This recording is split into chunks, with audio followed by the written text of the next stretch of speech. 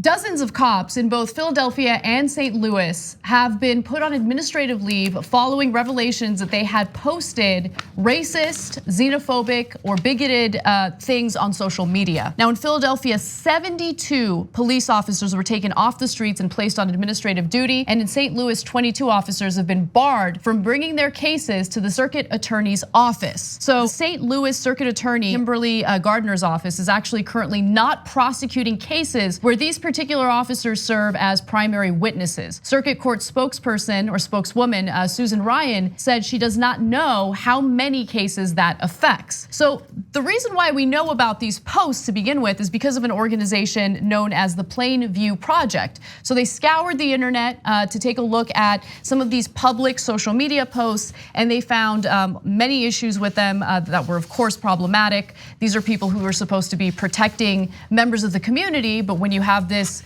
giant bias against members of the community, you're unlikely to fairly police them. Now, earlier this month, Philadelphia police launched an investigation into a public database of social media posts by officers that included Confederate imagery, anti-Muslim sentiments, violent rhetoric, and racist comments. So I guarantee you some of the right wing will look at that and go, come on, now you're gonna take cops off the street because they said those things? Yeah, that's what we're gonna do, okay? So, Confederate flag, what, I have a Confederate flag. Well, that probably means you're a racist. The Confederate flag is like the swastika for black people, and not just black people, but for all caring people in America. It's like the swastika to me. That's the flag that they flew in battle against a country called the United States of America. And they did it to protect their right to own other human beings, and those are our fellow Americans. So if you're flying the Confederate flag, not in 1863, but you're flying it in 2019, there's a reason for that. And what part of your great heritage are you celebrating other than fighting for slavery? In Philadelphia, mind you. Right, or in St. Louis.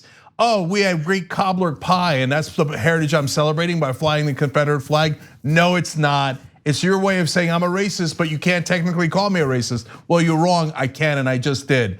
And then the anti-Muslim stuff. I guarantee you the right wing will be like, oh, now we can't say anti-Muslim things? You're gonna take cops? Yes, there are a lot of Muslims in Philadelphia. So what we're gonna do? Let the cops just beat them over the head, take away their rights because they're Muslim Americans? And I know right wing, I hope you're sitting down because this is gonna shock you. Muslim Americans are just as American as you are. They're 100% American. Yeah, and look, let me just add one other part. I would say better. Important. If you're a conservative, Muslim Americans are statistically probably better Americans. Okay. Let me just quickly mention something that's important for people who think, oh, well, this is maybe not a good idea. Is there a free speech issue?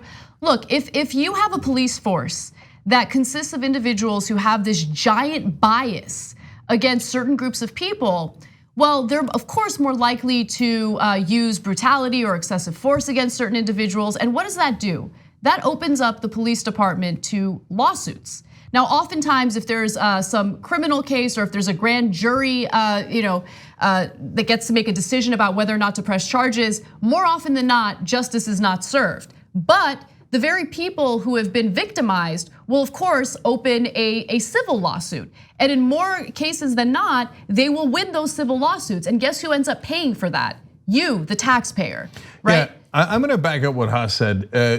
So everybody's 100% American if you're an American citizen. So it's not that type of contest, but do you believe in American principles? So if Muslim Americans on average, statistically based on the polling, say yes, we should separate church and state, for example, or just all the freedom of speech, freedom of religion, all those different things that we all know and love as part of the American idea.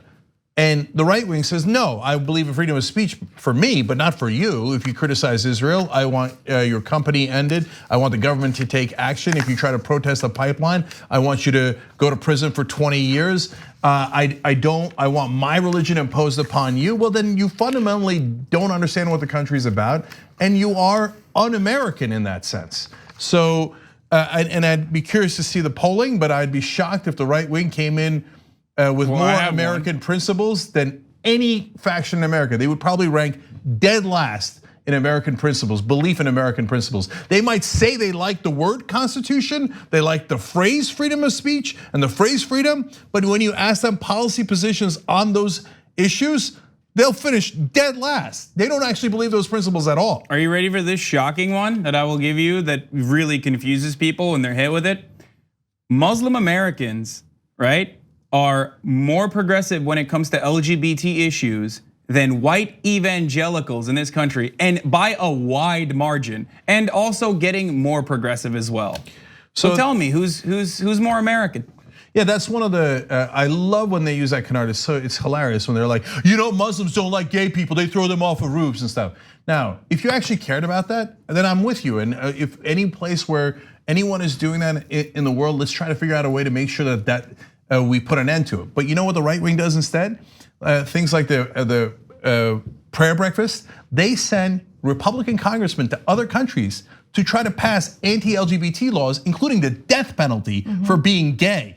So who's killing gay people now? That happened in Uganda. Evangelicals from America went to Uganda and tried to pressure lawmakers there to pass laws that would basically execute people if they've committed gay acts. So white evangelicals, spare me your crocodile tears about how you care about LGBT people. Your opinions as Americans, according to polling, are much more against gay rights and gay Americans than Muslim Americans are against that. So you're lying as always. So if these cops are gonna go hate on black people, they're gonna hate on Muslims, they're gonna hate on women, whatever it might be, yeah, goddamn right we're gonna get them off the street, because we're gonna get cops that represent all of us.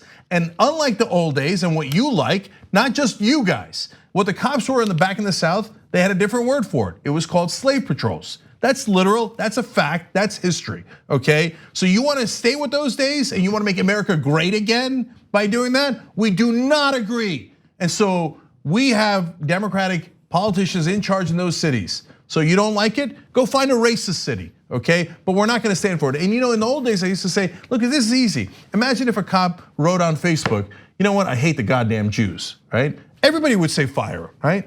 Nowadays, not everybody would say fire them. Now the alt-right would be like, hey, what's wrong with that, right? But if you say, hey, you can't say that about Jews, or let's say now that since we don't even all agree to that anymore, which is unbelievable, well, what if there was a bunch of black cops and they all got together and on Facebook they said, yeah, I hate white people, yeah. You know what? Let's discriminate against white people. He's a goner. They're all goners, and you know it. And you should be a goner, by the way. And they should be, of course they should be. And everyone in the right wing be like, oh, they said they hate white people, they have to be fired immediately. I knew it, right? Right. So now when it's about black people or Muslims, they're like, yeah, who cares? Yeah, of course you're supposed to hate them. No, not acceptable, gone, fire them all. 2 easy ways to follow the Young Turks. One is hit the subscribe button down below. Then you're a TYT subscriber. And second is ring the bell. And when you do that on YouTube, you're notified of our videos.